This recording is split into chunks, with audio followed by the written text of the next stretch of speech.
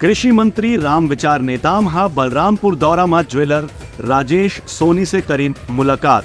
दुकान में करोड़ों के लूट के आरोपी मन के जल्द गिरफ्तारी की देवइन भरोसा। बलरामपुर में पिछला दिनों रामानुजगंज शहर में एक ज्वेलर के दुकान में 7 लाख रुपए के सोना और कीमती सामान ला डकैती से लोगन मन लूट के ले गए रही।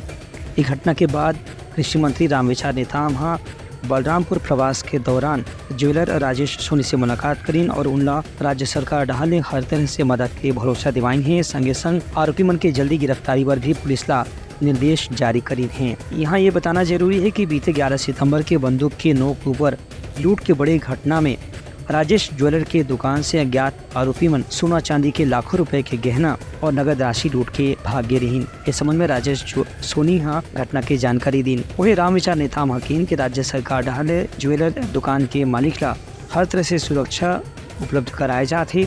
संग संग आरोपी मन ला पकड़े के भी प्रयास जारी है। जिस तरह से घटना हुई है बहुत ही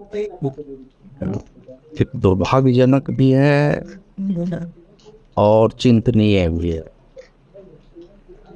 कि इतना व्यस्तम जगह इस चौक में, चौराहे में, बाजार के बीच में इस तरह से घटना हुई है और जिस प्रकार से इन अपराधियों ने दुस्साहस पूर्वक और बहुत ही निर्दयता के साथ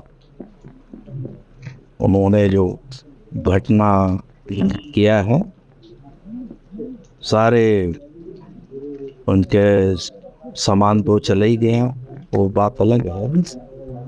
लेकिन राजेश के साथ जिस प्रकार से उन लोगों ने अपराधी की तरह, उसको तो किसी अपराधी को भी ऐसा नहीं किया जाए। ये तो थोड़ा मजबूत भी है, इसलिए लड़ करके अपनी जान की परवाह किए बिना उन्होंने धक्का दे करके लाकर से बाहर। घटना जब हुई तो घटना के तुरंत हमसे स्वयं हमारे मोबाइल पे फ़ोन किए क्षेत्रीय विधायक माननीय मंत्री जी रामविचार नेताम जी और पूरा आश्वासन दिए कि पूरी टीम लगी हुई है। एसपी साहब खुद इसको देख रहे हों, जल्द से जल्द पकड़े जाएंगे आरोपी।